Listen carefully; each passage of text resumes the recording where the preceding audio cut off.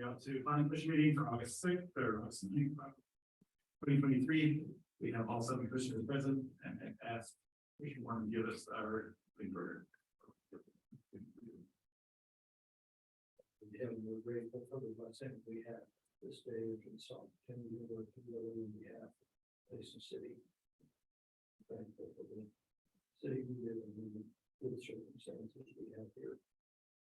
Yes, I'm listening to you, and you help us to be able to make wise decisions and have an insight and understanding of who.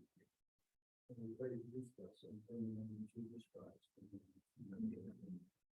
Thank you. And moving on to item 3, this is the consent agenda. Second discussion over the minutes from our previous meeting. Make a motion that we approve the minutes from the meeting of July 12th, 2023. Second, Commissioner Moving, all in favor by yes? Yes. Okay, next item is item 4. This is our public forum. This is if you're here to address anything not on the agenda, you're welcome to step up to the microphone and share your thoughts. If you're here for agenda items, we'll get those here shortly. Line. Taking you're both here for the agenda item. Okay, we'll move on then to the agenda item. This is item 5.1, request by Leland Gamble on behalf of Human Rock Products for approval of conditional use permit for a concrete batch plant on Utah County parcels as noted in the agenda. Michael has our presentation.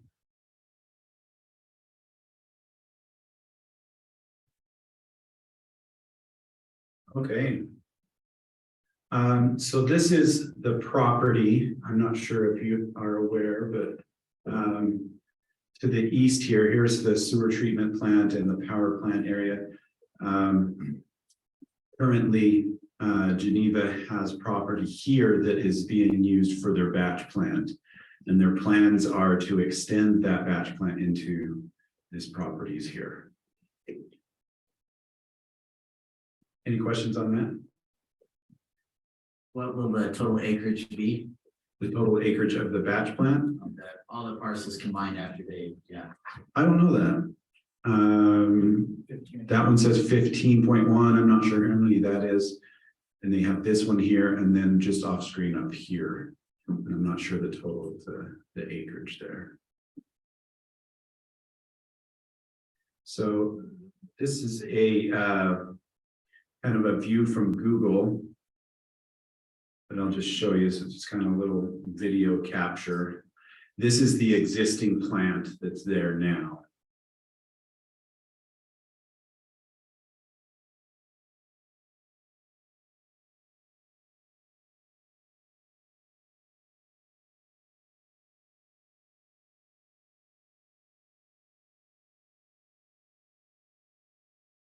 And so their proposal will be here, and then it's going to zoom out, and then it'll be all that area there as well.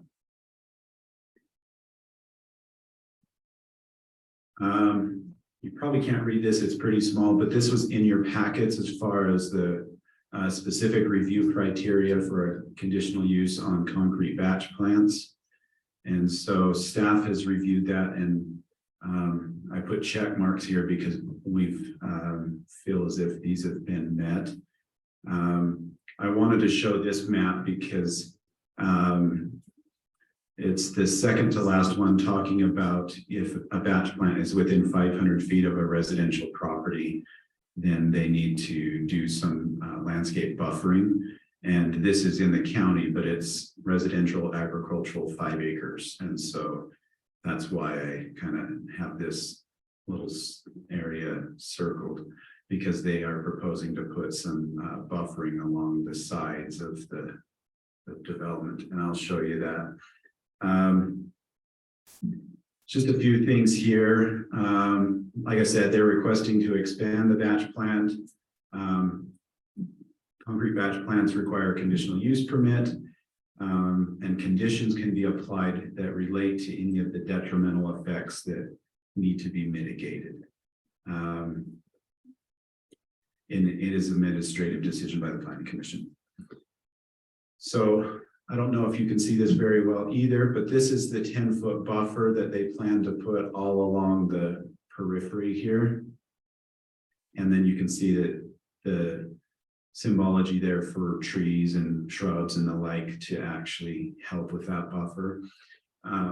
Just to give you some perspective, this is the batch plant, the additional batch plant that they're doing. And then this is like a truck maintenance facility that they're proposing to put in.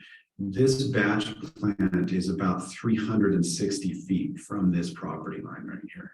So it's quite a ways away from that, even if dust and noise and things might happen, it's got a ways for it to travel to even get to the property line. These are some elevation views of the buildings that they're proposing to go on there. The truck shop is the larger one that's kind of in the, I guess it would be toward the east. This way is east here. This is north. And this is the truck shop right here. So truck shops there, and then this is the admix building that they're proposing. Pretty basic in designs there. Staff recommends approval of this conditional use permit with no additional conditions. The conditions that we were telling them that they would need to meet is what was related to that landscape buffers. If the planning commission wishes to put any additional conditions, then like I said, it needs to be related to the detrimental effect that you want to mitigate, and it needs to be a reasonable condition. So I'll turn the time over to you if you have any questions. Otherwise, feel free to discuss. The buffer that consists of trees and what else? What is the plan there? Are we gonna have a big, like in the front there, they've got the big concrete fence already. Is that something that's gonna go all the way around, or what's the plan with the buffer? So from what I understand, it's just going to be a chain link fence that's going to surround those areas. That might be something you'd want to consider. We don't consider it too much of a concern, especially the distance that the actual new plant is going to be from those borders. But that's what the plans show is a chain link fence, and then trees and shrubs and the like. Is there anything in our regulations that would prohibit them from putting a third or a fourth batch plant in that property? That's a fairly large footprint in their suburban. Is there anything that would prevent them from growing that operation? No, I don't think so, other than proximity to setbacks, things like that. They have to meet air quality standards. They have a lot of,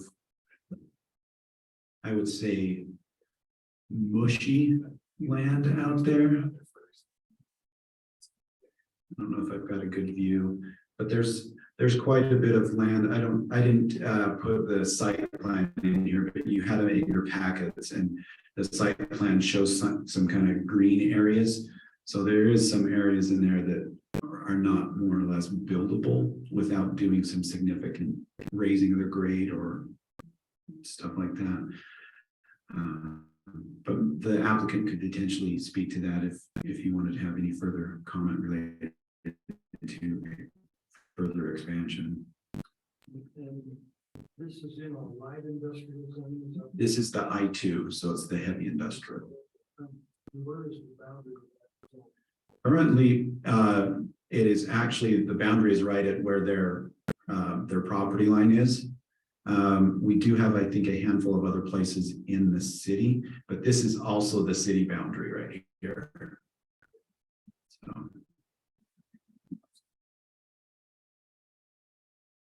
We're showing in our plan for the city, we're showing that neighboring property in light industrial in the future. I think so. Jill, do you recall? The neighboring property to the west, are we intending this to be light industrial on the future land use? On the future land use map, it just shows industrial, because we don't distinguish between light and heavy in the general plan. We just say industrial uses, commercial uses, residential uses. And then when we look at annexation, then we identify which is the most, the appropriate intensity. And so, yeah, it just showed industrial, but yes, everything west is anticipated to be, if we continue to follow the general plan, or if there's a change in the future, we're showing it as industrial. Now, if my memory serves me right, when this annexation came in, Geneva Rock's current batch plant there was in county until Payson City annexed that property in down there. Is that correct? It sort of happened at the same time. Right, that's what I said. It was. So they were proposing a plant in Utah County, but they needed access to our utilities to meet utility requirements. And so then we started having conversation with them about, we would rather you be in Payson than allow utility connections for a non-city use. And so we worked with them on annexing the property. So it began with Utah County government and then was annexed and actually fully developed within the city. But that's still a win for Payson there as far as sales tax revenue and those type of issues too. So I would say yes, in the end, it was I know a what kind of- benefit. I know what kind of countries batched out of it. My only comment would be is. Over the years, I've been involved with Geneva Rock and at their plants and everything, and I know. From past experience and even being at this plant here, Geneva Rock keeps a clean facility. I mean, they don't have piles of rubbish down there. If you drive through there. It's probably as cleaner than the city parking lot out here. I mean, it's just the way they keep the property there, so. My understanding is you're looking to put in a wet batch, move away from the dry batch, and you're gonna maintain the dry batch plant there just as a backup, is that correct? Yes. Okay.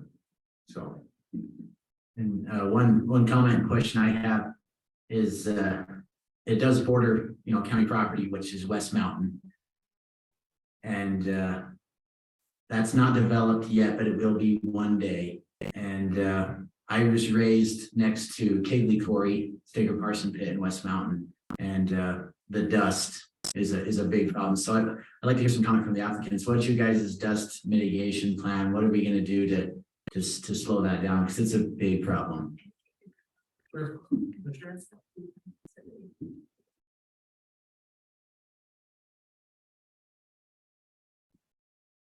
So my name is Bill King. I'm here to represent Geneva Rock. Your question was regarding dust. And so this gravel or this concrete batch plant, if you drive through the current location, most of it's paved. So we do a lot of things to mitigate dust. For example, we have a fugitive dust control plan with the state of Utah through their environmental, air quality department. We also have an air quality permit, so we're governed under both of those, where we do have opacity standards that we have to meet. We do run the bag house on the batch plants to minimize or reduce any dust. We do keep records of sweeping and watering the roads. The air quality checks with us to make sure that we're fulfilling those requirements. And if you look at the facility plan for this, we try to make sure all of our haul roads are made of either pave them or we'll put some type of road base down. So to minimize or reduce all dust in those areas. And, again, we pride ourselves in keeping that place clean as you guys have gone through that Payson batch plant. It is a very clean site and, we continue that same work ethic with this expansion. I don't know if you guys have any questions for me about potential dust. I have another question not related to dust, but the existing facility there has a certain number of trucks coming in and out every day to do work. What's when we add this additional plant that you want, what's the truck traffic and what's the change in truck traffic? That's a good question. I may have to defer to one of my colleagues for that.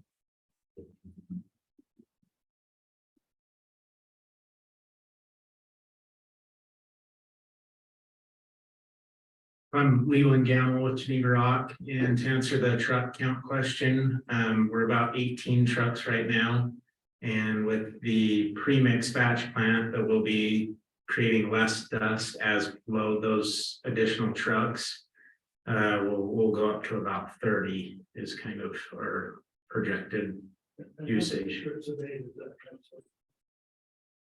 That is a good question. A lot of variables. But I would say about an average of 4 to 5 a day. But there's a lot of variables there. Per truck, yeah, per truck.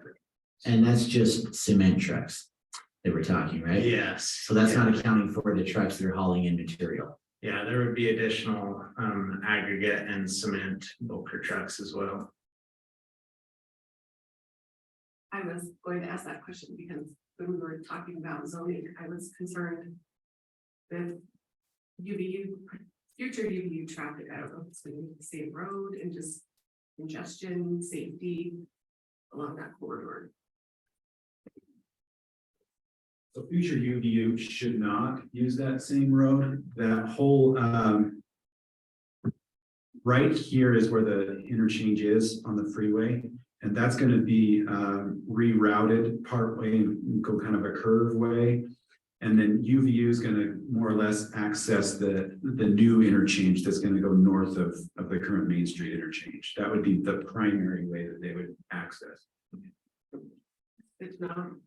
I drove by today and if I remember right, we're having commercials gonna go to the south, so it really won't be any residential near it, so on that road. Commercial's gonna go to the south. This, isn't there commercial? So this right here is I-1. And this WICP Payson right now is they're underway with constructing some like warehouse office type So space. not residential. No. We don't have to worry. And what's the hopes and dreams as far as the interchange, the new exit? When is that going to happen? Are you talking the one on Payson Payson Main, or are you talking, Payson Main Street. we don't have funding for that one. We have funding for the north interchange that's, I don't even know what the approximate road will be, but that north interchange, we have funding for that, and that is in the process of doing the planning stages of that. So Is that, the Main Street exit's not fun already, Uh-huh. and we add a bunch of trucks to it. No. So that interchange has been broken up into 4 phases. Okay. Because it is so large. You've got the new components and then you've got the reconstruction of the existing. So it's broken up into 4 and we have funding for the first phase. Okay. And I couldn't have anything else that I had before we open a public hearing. So we don't have a public hearing. Oh.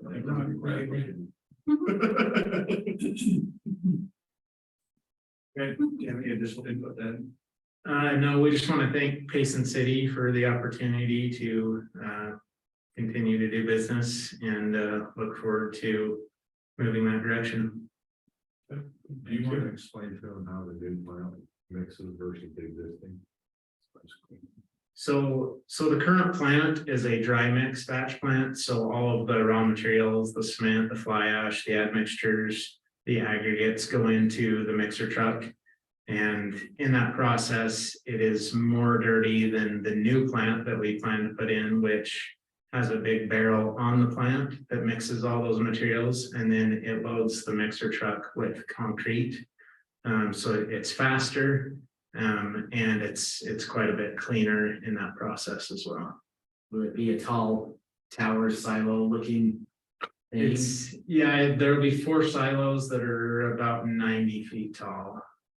Yeah. I am not exactly sure the height of the existing. Just kidding, right? I'm sure how tall that is. That's probably 60, 70 feet maybe. Slightly tall. Yeah, and it'll be west of that plant. The new batch plant will actually be housed in a structure where the batch plant is actually inside a structure, is that not correct? Half of it will be, yeah, where the aggregates are weighed up, where the cement bins are, the cement silos, they will not be inside. But the mixer will be, the mixer on the plant. Yeah, the mixed chambers and stuff will actually be housed in it, where this one here is actually mostly external. Correct.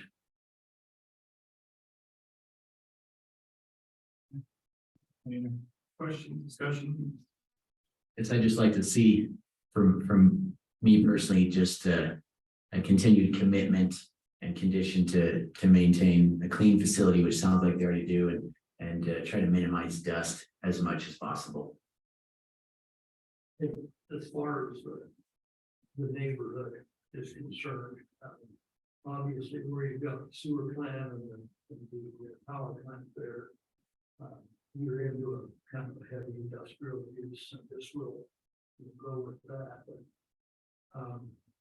that's really relatively close to that Main Street interchange, and we will have eventually the two interchanges and the ramps and all of that to go with that, which can be another commercial area for the city to attract some businesses to locate in those areas. So I wouldn't want to send any signals today that we're thinking to expand the I-2 zone in that area.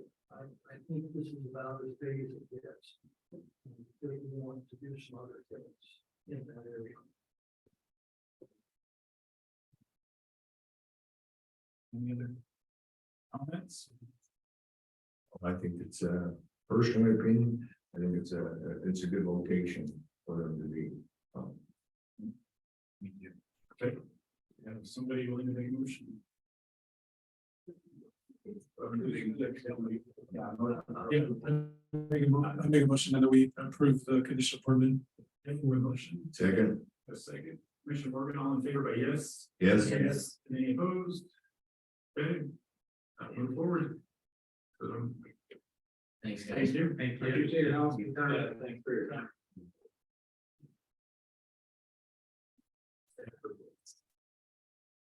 I had no staff report that I'm aware of. I don't know if any of you have signed up for that.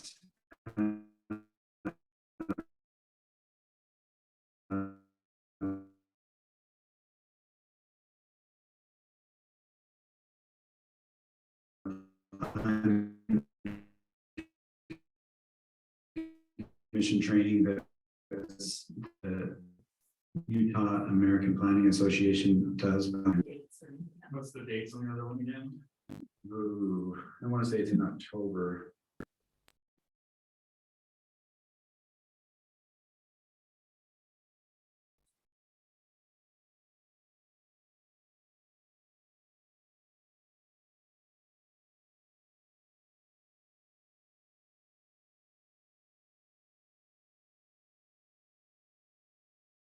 We did cite last time when those dates were announced, we were trying to remember. And we got enough training based on what is provided down here, so it's just optional as additional learning, right? I mean, it's not required for us to serve, but it was an additional aid to be able to help us to learn more. Correct. Okay, because I know we all love being trainings and stuff, deals like this. But I do appreciate that that's offered to us. Is there a cost involved? The city would pay for it. Let me get that date for you. While you're looking at I got the Onion Days flyer and it listed our planning commission meetings at 7. FYI, for the next version next year, maybe June. What's the time?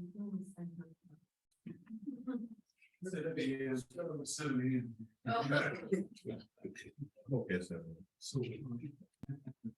So the planning conference is in Ogden on the 28th and 29th of September. And usually there's a day that focuses more for appointed and elected officials. Let me check the agenda. Yeah, and I know it's told to be eager than to hear what dates there are for Santa Cruz. Santa Cruz considered way closer to Ogden unless they take it. Thanks a lot, everybody. Appreciate it. Yeah. I will send you a copy of this agenda and then you can decide that there's anything of value that you feel like would be useful to attend. So other than that, thanks for coming tonight.